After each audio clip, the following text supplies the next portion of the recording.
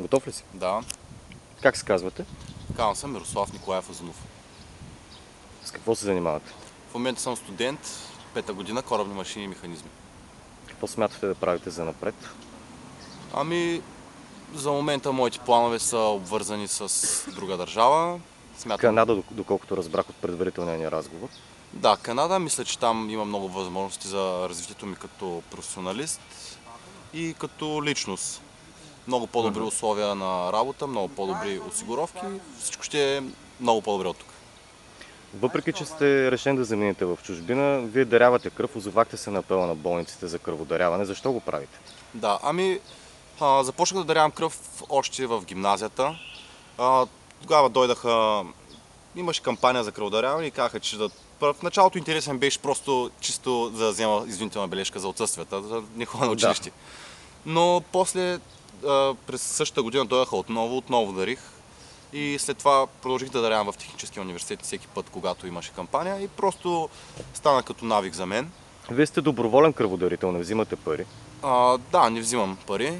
Защото има и друг тип кръводарители, които го правят за пари. Има. Признавам си, че съм дарявал за определен човек, който ме намери чрез... В смисъл, просто му беше наложително, беше мой съсед и дарих за негова роднина и той тогава от благодарност ми даде някакви, но не беше това основната ми цел. Вие не сте му искал пари? Не съм му искал, но просто се наложи за негов роднина и просто от благодарност ми даде. Но иначе не взимам пари, дарял съм вече над, може би, около 20 пъти. Добре, какво ви носи това?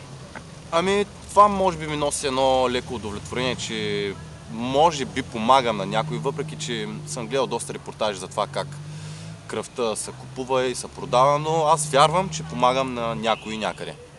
Имам сравнително рядка кръвна група, А отрицателна.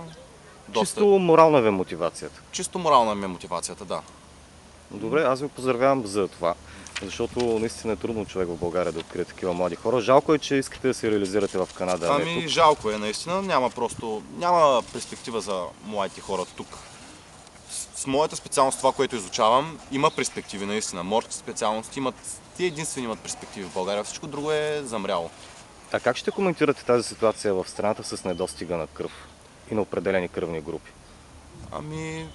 Според мен това са игри на персонала, може би на по-високи нива, които... Мислите, че те злоупотребяват с запасите? Да, едно, че злоупотребяват с запасите, но и да не си мисля, че само хората, които са отвънка, продават кръв. Също, значи аз доколко съм запознат, ако искаш да си купиш една банка кръв от държавата, мисля, че е около 200 лева. Хората, които предлагат кръв, взимат около 100 лева. А ако отидеш да станеш платен кръводарител, да викат от кръвен център, ти дават 40 лева за една банка. Това е държавно, в смисъл всичко си е по ред и стандарт. Добре, щом знаете, че се злоупотребява с кръводарителите, какво тогава мотивира да дарявате кръв? Щом не сте сигурен къде отива тя, дали отива по предназначение? Аз лично вярвам, че отива моята кръв. И затова. Не ме интересуват какво толкова говорят хората. Аз си вярвам в това нещо, че помагам. Да, убеден съм, че помагам на някой. Добре, какво ще посъветвате хората, които се колебаят? Дали да дарят кръв или не? Първото, което е, според мен, това е един здравословен процес. Защото малко или много организмът ти сам създава нова кръв. Което от една страна за мен е като вид пречистване. Да, той се... И освен това се тонизира по този начин организма, знам го от опит.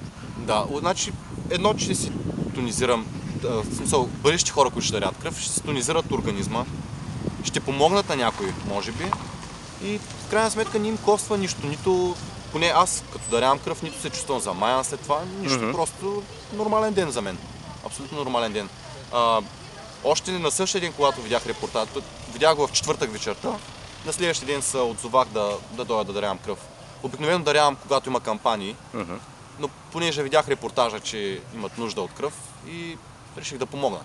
Може би помагам на някой, но аз лично вярвам, че помагам. Това е основното за мен. Вярвам, че помагам. Това е достатъчно.